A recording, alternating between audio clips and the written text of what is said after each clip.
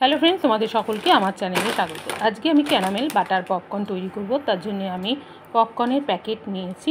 তো এটার দাম হচ্ছে 25 টাকা, আর গ্রাম হচ্ছে 40 গ্রাম প্লাস 7 গ্রাম, মানে ফ্রি দিয়েছে 7 গ্রাম, তাহলে 47 গ্রাম।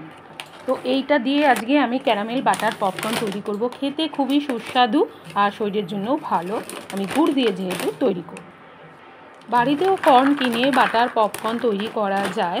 তো আমি এরকম পপকর্ন কিনেই নিয়েছি, বাটার পপকর্ন। তো এখন আমি কিভাবে তৈরি করব দেখা যাক। আমি এবার একটা ওভেনে প্যান বসিয়ে দিয়েছি। প্যানের মধ্যে আমি হাফ কাপ পাউডার গুড় দেব।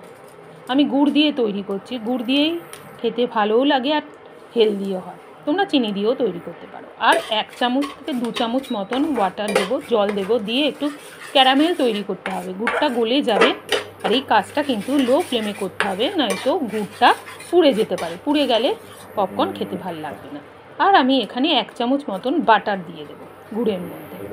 আর দেবো এখানে সাদা তিল। তোমরা সাদা তিল দিতেও পারো, নাও দিতে পারো।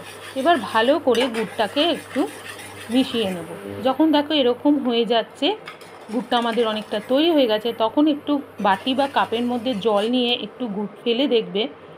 তারপর সেটাকে তুলে হাতে নিয়ে দেখবে, যদি এটা ছিঁড়ে যায়, শক্ত হয়ে যায়, দেখো এরকম শক্ত হয়ে যাবে আর টানলে এরকম হয়ে যাবে, তখনই আমাদের ক্যারামেলটা তৈরি হয়ে গেছে গুড়ে। এরপর আমরা পপকর্নটা এর মধ্যে অ্যাড করে দেব।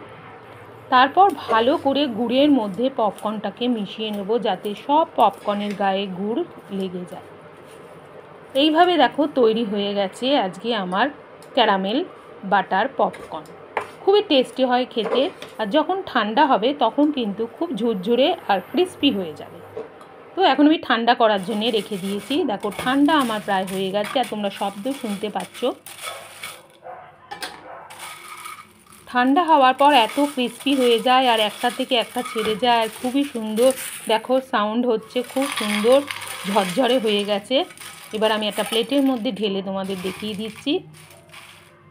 এত ভালো হয় খেতে যে তোমরা নিজেরাই বাড়িতে করে খেয়ে দেখতে পারো। তারপর তোমরা এইভাবে কৌটার মধ্যে এয়ারটাইট একটা কন্টেনারে ভরে রেখে দিতে পারো অনেক দিন। যখনই খেতে ইচ্ছা করবে এইভাবে তোমরা বাটার পপকর্ন ক্যারামেল তৈরি করে নিতে পারো। তোমাদের যদি আজকের এই ভিডিওটা ভালো লেগে থাকে, লাইক, কমেন্ট, শেয়ার, সাবস্ক্রাইব করো।